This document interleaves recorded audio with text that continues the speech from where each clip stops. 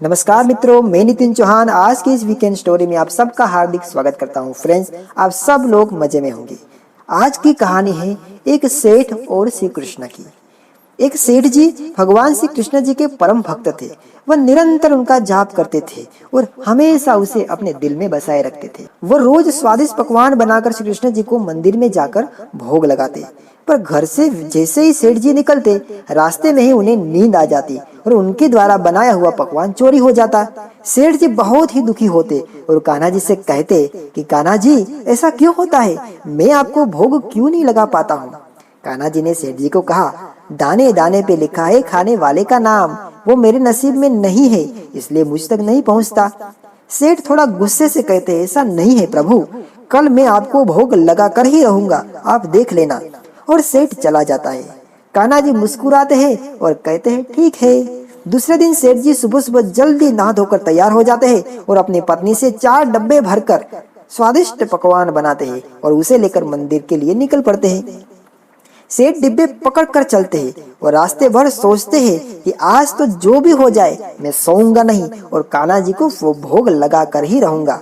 मंदिर के रास्ते में ही उन्हें एक भूखा बच्चा दिखाई देता है और वो सेठ के पास आकर अपने हाथ फैलाता है और कहता है कि मुझे कुछ दे दो। सेठ उसे ऊपर से नीचे तक देखता है। एक 5-6 साल का बच्चा, हड्डियों का ढांचा। उसे उस पर तरस आ गई और उसमें से एक लड्डू निकालकर उस बच्चे को दे दिया।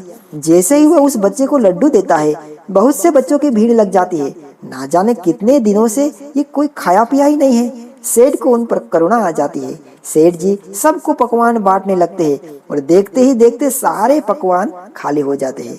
फिर उसे याद आता है, अरे आज तो मैंने कान्हा जी को भोग लगाने का वादा किया था। सेठ सोचते हैं कि मंदिर पहुंचने से पहले ही मैंने भोग खत्म कर दिया। अधूरा सा मन लेकर वो मंदिर पहुंच जाते हैं और कान्हा जी की मूर्ति के सामने हाथ जोड़े बैठ जाते हैं। कान्हा प्रकट होते हैं और सेठ को चिढ़ाते हैं, क्यों? लाओ जल्दी लाओ मेरा भोग, मुझे बहुत भूख लगी है, मुझे पकवान खिलाओ। सेठ सारी बात कान्हा को बताते हैं। कान्हा मुस्कुराते हुए कहते हैं, मैंने तुमसे कहा था ना, दाने दाने पर लिखा है खाने वाले का नाम। जिसका नाम था उसने खा लिया, तुम क्यों व्यर्थ की चिंता करते हो? सेठ कहता है, प्रभु मैंने बड़े अहंकार से कहा था कि आज मैं आपको भोग लगा कर ही रहूंगा, पर मुझे उन बच्चों की करुणा देखी नहीं गई और मैं सब कुछ भूल गया। कान्हा फिर मुस्कुराए और कहते हैं, चलो आओ मेरे साथ आओ। और सेठ को उन बच्चों के पास ले जाते हैं जहाँ सेठ ने उन्हें खाना खिलाया था और सेठ से कहते हैं, जरा देखो कुछ नजर आ रहा है? सेठ की आंखों से आंसुओं का सैलाब बहने लगता है। स्वयं बांके बिहारी लाल उन भूखे बच्चों के बीच खाना लेकर लड़ते नजर आ रहे हैं। कान्हा जी कहते हैं, वही वो पहला बच्चा है जिसकी तुमने भूख मिटाई। मैं हर जीव में हूँ, अलग अलग भेष में हूँ, अलग अलग कलाकारी में हूँ। अगर तुम्हें लगे कि ये काम मैं इसके लिए कर रहा था पर वो दूसरे के लिए हो जाए तो उसे मेरी ही इच्छा समझना, क्योंकि मैं तो वही कर रहा हूँ। सेठ कान्हा के चरणों में गिर जाते हैं और कहते हैं, आपकी माया आप ही जाने प्रभु। प्रभु मुस्कुराते हैं और कहते हैं, कल मेरा भोग मुझे ही देना, दूसरों को नहीं।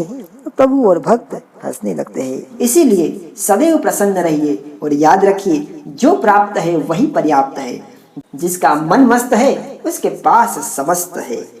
हरे कृष्णा कृष्णा कृष्णा हरे हरे, हरे रामा रामा रामा हरे हरे। प्रणाम।